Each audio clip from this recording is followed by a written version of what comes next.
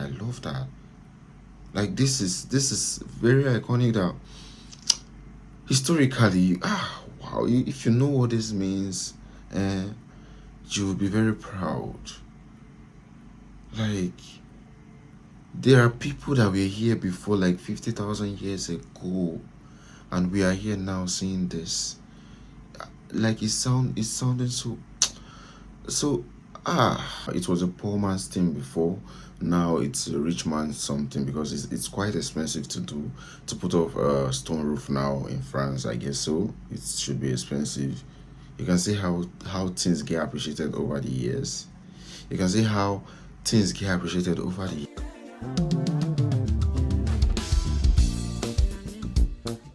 Hello guys, welcome to the channel. Welcome back to another amazing reaction video. So if this is your first time I'm stopping by you, so welcome. Do not forget to subscribe, like, share, and give me your own thoughts on what you think about this video. And this is titled France Dordogne, and I would love to see the small towns, how they are, and what they are for, and let me just get the experience. Let me just get to know about it. So guys, let's just dive into this video right now. All right guys, this is a video playing on your screen right now. Bonjour, I'm Rick Steves, back with more of the best of Europe. This time we're exploring some of the best of small town and countryside France. It's the Dordogne River Valley. Thanks for joining us. Dordogne River Valley.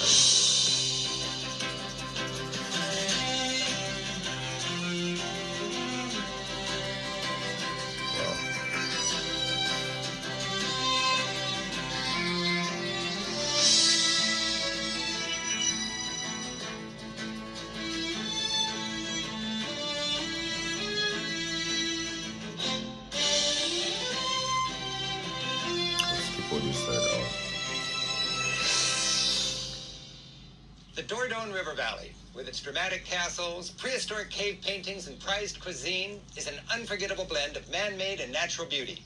Wow. Once you get to know the region, you wonder why more Americans don't visit. Along with an idyllic canoe ride, we'll enjoy the highlights of the Dordogne. Visit a goose farm, then savor the foie gras. Wander through a lamplit castle, browse a country market, and marvel at the Sistine Chapel of the prehistoric world. Then, we cross into the next region to tour one very stern church, admire the art of Toulouse-Lautrec, and explore an imposing fortress city. France, the size of Texas, is made up of many distinct regions, including the Dordogne, defined by a river by the same name. In the Dordogne, we visit Sarlat, and the famous caves of Lascaux, before heading into the Languedoc region, where we'll explore Carcassonne and Albi. 6 centuries ago, this lazy river, so peaceful today, separated warring England and France. Imagine, the French were up in that castle, and the English were just across the river. They duked it out for so long that the conflict became known as the 100 Years' War.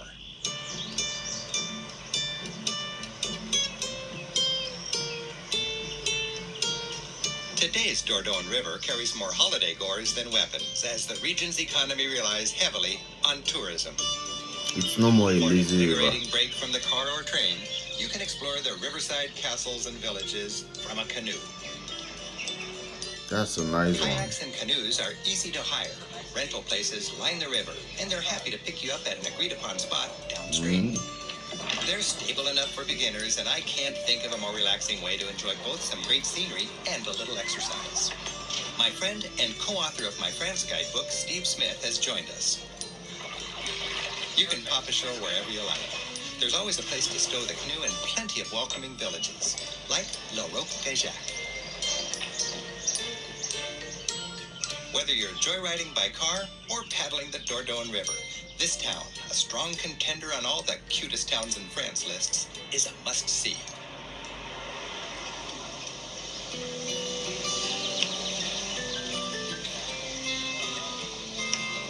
Back on the river, delights are revealed with each bend. The river's current varies depending on how much rain they've had. It's been dry and today it's slow, perfect for a relaxing glide. We're finishing our ride in the feudal village of Baynac. I'm just enjoying the. It's just giving me like a fairy tale, like a story, and thereby I'm still learning something about it, and I just want to like keep watching. I heard that river was a lazy river, but now it's a cool site for the tourists, and entering a canoe to the other side is seeming so interesting, and that's what really is getting me, and I just love what I'm seeing. So let's just dive back to see more. With the Dordogne River at your doorstep, a perfectly preserved medieval village winds like a sepia-toned film set to the castle high above. Wow. In villages like this, there's nothing to really tour. It's just plain pretty.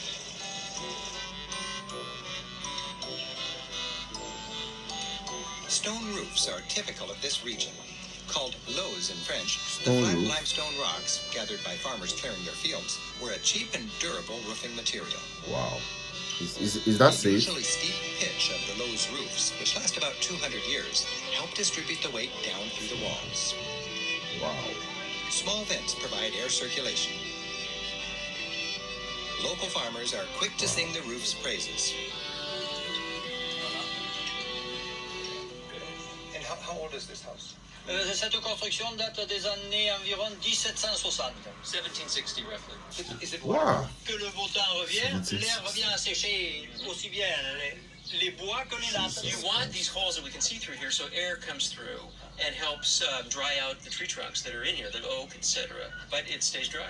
Do they build roofs like this today? Ça se fait toujours, hein, ce genre de construction. Oui, elles se font toujours, mais de moins c'est en cher. moins parce que c'est horriblement cher. It's, yeah, they horriblement do, cher. but it's people like with a lot of money who want to do it. 250 years ago, this was a poor man's roof. Today, Wow. it's a rich man's hobby. You can hear that. 250 years ago, that was a poor man's roof. Now, after 250 years later, that's a rich man's lobby. Wow. I wanted to ask if the roof was safe, the stone roof was safe, but then this is gold now. This is gold now. It was a poor man's thing before. Now it's a rich man's something because it's quite expensive to put off a stone roof now in France. I guess so. It should be expensive. You can see how things get appreciated over the years. You can see how things get appreciated over the years. Then that was a poor man's. It was even gathered by farmers. It was gathered by farmers. Wow. This is interesting. I love that I'm hearing this and I got to like hear this. So let's just dive back. Baynac's brooding, cliff-crowning chateau soars 500 feet above the Dordogne River. Its design was state-of-the-art in its day. And it comes with a view fit for a king. In the Great Room, the closest thing to a throne room, the decisions that affected the realm were made. During the Hundred Years' War, the castle of Baynac flip-flopped between French and English control several times. Negotiations were worked out in this room. The subjects of the realm would gather in the courtyard to learn their destiny. Their noble lord would stand here and proclaim, "Now you are French." Wow. Or, "Now you are English. Deal with it." Long before the age of great Iconic. castles, humbler groups in the Dordogne found refuge in caves. La Roque Saint Christophe, a series of river-carved terraces, has provided shelter to people here for 50,000 years. 50,000 years. While the terraces were inhabited in prehistoric times, the exhibit you'll see today is medieval. The official recorded history goes back to 976 AD, when people settled here to steer clear of Viking raiders who'd routinely sail up the river. Back then, in this part of Europe, the standard closing of a prayer wasn't Amen, but "And deliver us from the Norsemen, Amen." A clever relay of river watchtowers kept an eye out for raiders. When they came, residents gathered up their kids, hauled up their animals, as you can imagine with the help of this big recreated winch, and pulled up the ladders. While there's absolutely nothing old here except for the carved out rock, it's easy to imagine the entire village, complete with butcher, baker, and even candlestick maker. I love that history is being appreciated here. I love that because I'm hearing years like 50,000 years ago, all these caves were were habitats for people. Like people live there. Like he provided shelter for them for people 50,000 years ago, and it's still here. And people are going there now, like to tour around. I love when history is being appreciated. I love that. Like this is very iconic that historically, wow, if you know what this means, uh, you will be very proud. Like there are people that were here before like 50,000 years ago, and we are here now seeing this. Like it sounded so I just feel good when I hear something like that. This word has been in existence for so many years. Wow. The people that haven't came about this invention and everything, they are no more. They are even they are 10th, we're even talking about 10 generations. It don't go t. So let's dive back to In this family-friendly exhibit.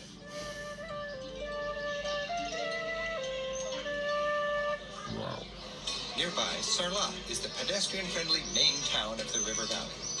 It's just the right size. Large enough to have a cinema with 4 screens, but small enough so that everything is an easy meander from the town center.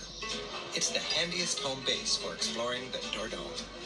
There are no blockbuster sites here.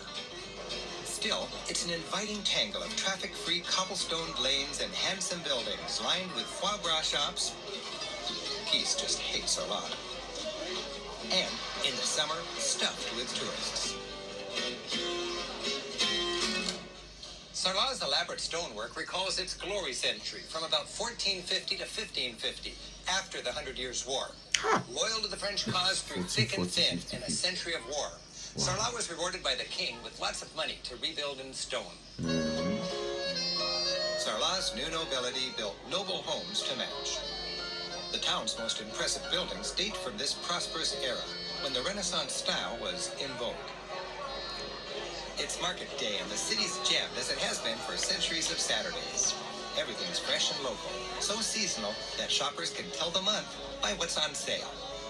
This has been going on for 1,000 years almost, since the Middle Ages. What's this region known for? Well, the Dordogne is famous for 3 things: walnuts, cakes, and nuts, and So all olives. this is walnuts ingredient. That's the walnut table. Truffles, which are a mushroom that you'll find only fresh in the winter, so you won't see it in the market today. And the biggie, where people come to this area for foie gras, which is the luxurious liver of force-fed geese and ducks. In fact, people come to this area more, I think, for that than they do the famous caves or the castles or the river. That's kind of the raison d'etre of the area from a culinary perspective. Oui, goose liver, okay. Which one is best? The best is the one piece, duck liver or goose liver. So it's pure. It's just that. Wow, that's good. Let's taste the difference. This should be stronger, right? Well, duck is different. Duck is a strong, the goose is a sweet. Yeah, that's a good description. It's one strong, one sweet. You notice the difference? This square of the geese is a reminder that birds are serious business here and Wow. have been since the Middle Ages. Many question the morality of force-feeding geese to make the foie gras. To learn more about this, we're heading into the countryside to actually visit a goose farm. Goose farm. For generations, the Mazet family has raised geese right here. They are healthy. Natalie, clearly in love with the country life, enthusiastically shows guests around her idyllic farm. Each evening, she leads a family-friendly tour, explaining the age-old tradition of le gavage, force-feeding the geese to fatten their livers to make the much-loved goose liver pâté, or foie gras. In the farm, we have 1,000 geese each year, and this one are 6 weeks old. And 6 during the weeks. day, I they got are that big. outside, and they come back inside during the night. A goose cannot stay in a small box; she will die. She needs to walk. She Whoa. needs to eat grass. These birds are migrators, and before doing the migration, they eat a lot. They make a foie gras. They stock energy on the liver to to be able to fly. So it's their natural gas It's a tank. natural way to stock energy, yeah. Natalie explains why locals see the force feeding as humane, the same as raising any other animal for human consumption. French enthusiasts of La Gavard. You see why I love this video, and you see why I said this video is kind of like educating. Like, it's very educative now because I have got to know things about the goose, like things I don't even know before. I never knew like goose needs to walk around. They can't even be locked in a small cage. They will just die. Wow, I never knew. And that just added to my knowledge now. That's a +1. So this video has everything. Like, this video is so, like, this is, I prefer watching a video like this than reading books. Yeah, because wow, I've learned so much from here, and it's very interesting, and I just want to still be seeing videos like this. Just like this uplifts one's spirit. It reminds us of how many years ago such things were in existence. So it's good watching history, knowing about history, knowing about a certain thing and how it came about and everything. And this video is just clearly doing everything. It's clearly saying everything. Let's just dive back to continue. Say that the animals are calm, in no pain, and are designed to gorge naturally. Dordogne geese live lives at least as comfy as other farm animals that many people have no problem eating. And they're slaughtered as humanely as any non-human can expect in this food chain existence. Does this not hurt the goose to put the tube down? No. The tube can go very easily on the top of the stomach because a goose naturally can hit big stone or a big corn on a cob. A goose can eat a corn on a cob. Yes, so the tube is not very big for a goose. To have a good foie gras, the geese must have a good life outside and during the force feeding. Wow.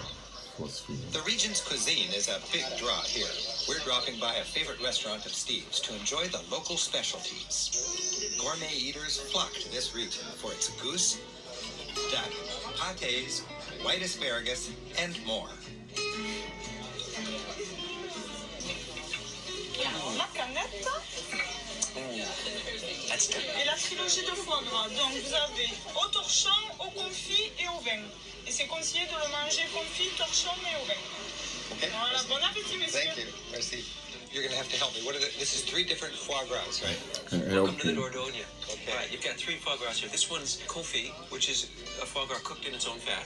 Okay.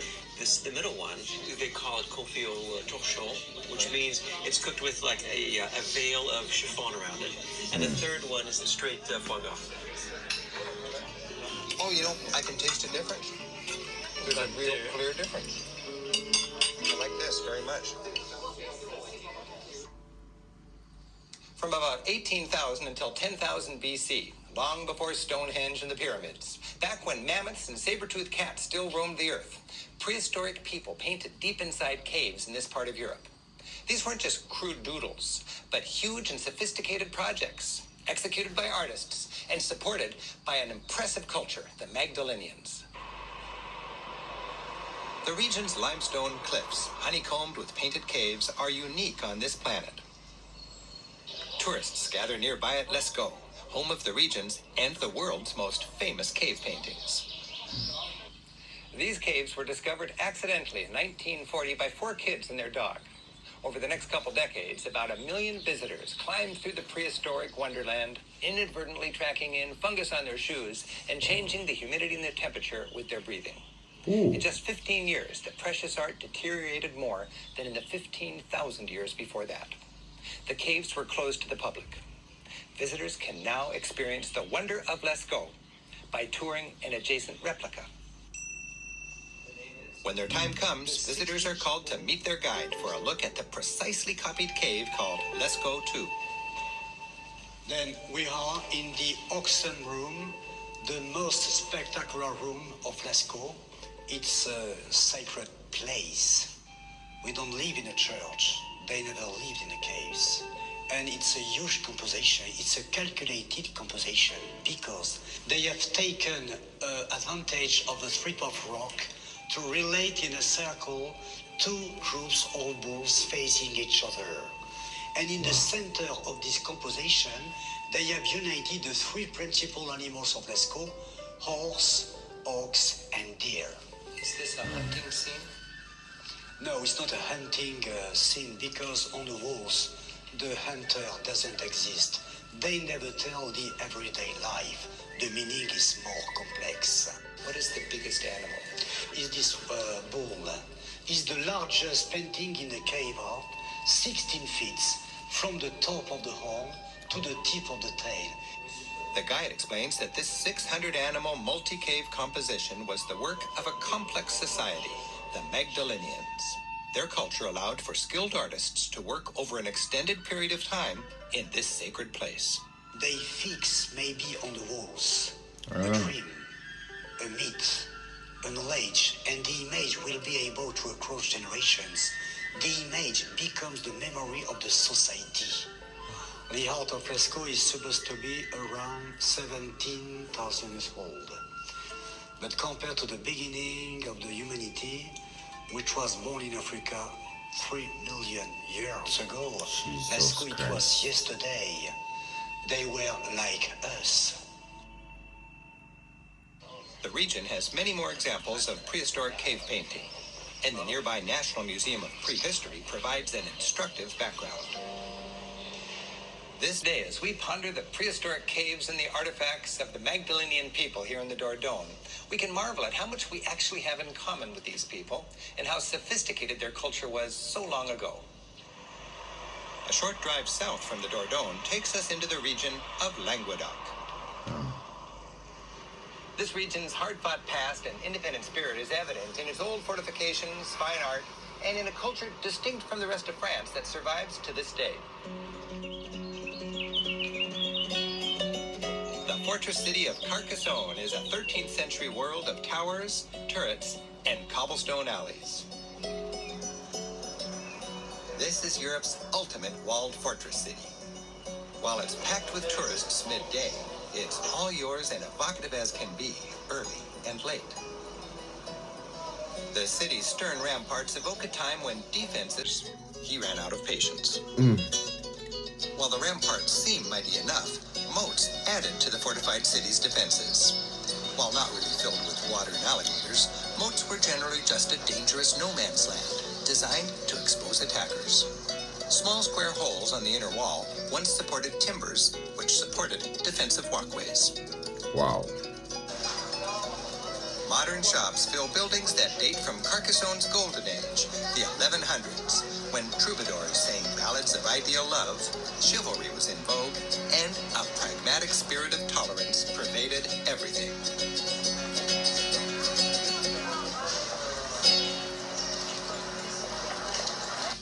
This became a center of the Cathars, a heretical group of Christians who thrived around here from the 11th through the 13th centuries.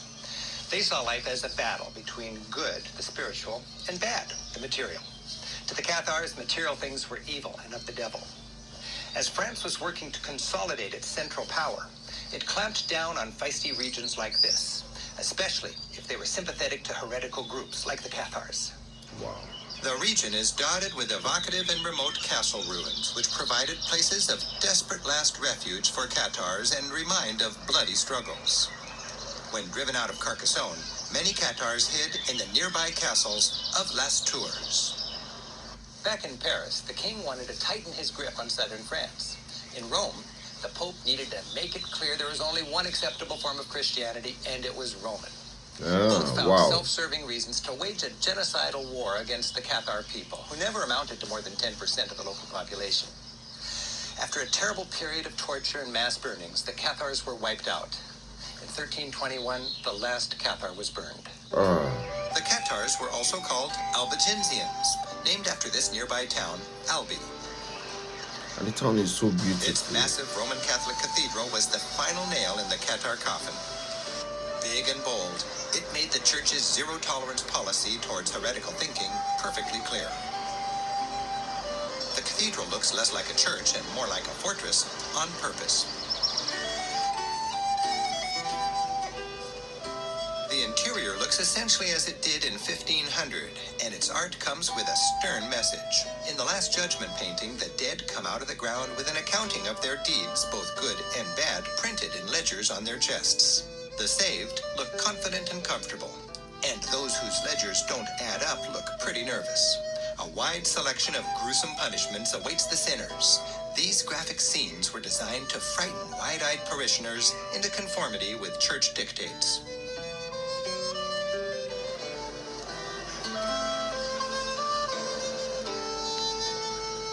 Next to the church, the former home of Albi's archbishop contains the world's largest collection of art by Albi and Toulouse-Lautrec. The museum displays his work chronologically, letting you follow the evolution of his art with his fascinating life story. Toulouse-Lautrec, who was born here in Albi in 1864, was crippled from his youth. Because of this, he was on the fringe of society, and he had an affinity for people who didn't fit in. He made his mark painting the Parisian underclass, with an intimacy possible only by someone with his life experience. His subjects were from bars, brothels, and cabarets. Henri was particularly fascinated by can-can dancers, whose legs moved with an agility he would never experience. In the 1890s, Henri frequented brothels and befriended many prostitutes. He respected the women, feeling both fascination and empathy toward them. The prostitutes accepted Henri just as he was. They allowed him into their world, and he sketched candid portraits. Eventually, Toulouse-Lautrec established his unique style. Colors, garish. Subject matter, hidden worlds. Moralism, none. Toulouse-Lautrec's advertising posters were his bread and butter. He was an innovative advertiser, creating simple, bold, lithographic images for posters. Posters such as this one promoting the famous Moulin Rouge established his business reputation in Paris. Successful as he was, his career was short. Toulouse-Lautrec had a self-destructive lifestyle. He died at the age of 37, alcoholic, depressed, and paranoid. He was unmourned and unappreciated by the art establishment. But thankfully, his mother and a best friend recognized his genius and saved his work. They offered it to the Louvre, which refused. But in 1922, the mayor of Albi accepted the collection and hung it here. A wise move. This corner of France offers a perfect storm of countryside experiences. Evocative castles, really old art, well-fed geese, all with a chance to hike through history, savor some rich food, and then work it off with a little exercise.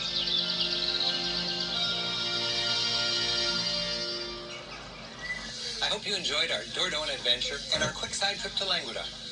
The more I understand France, the more I appreciate this fascinating and complex culture. Thanks for joining us. I'm Rick Steves. Until next time, keep on traveling. I literally enjoyed this Dordogne adventure, and it's just history. It's just explaining history, and these are videos I love to watch. Like, these are videos I love to watch. History, like over like decades ago, some persons were here to make those structure, make those things available, and seeing it still in existence is just something I love hearing about, checking out. And everything about France in that small town Dordogne was just amazing. And I know some of the culture is still in existence till now, and that's just good. That's just good. I love it. So guys, give me your own thoughts on what you think about this video. Like, share, subscribe. If you're from France, tell me what I skipped. Tell me what I am yet to know about the Dordogne, and I just want to hear about it. And recommend any videos you want to see me react to. I'll check them out and do just that for you. So bye for now. I'll see you in the next video.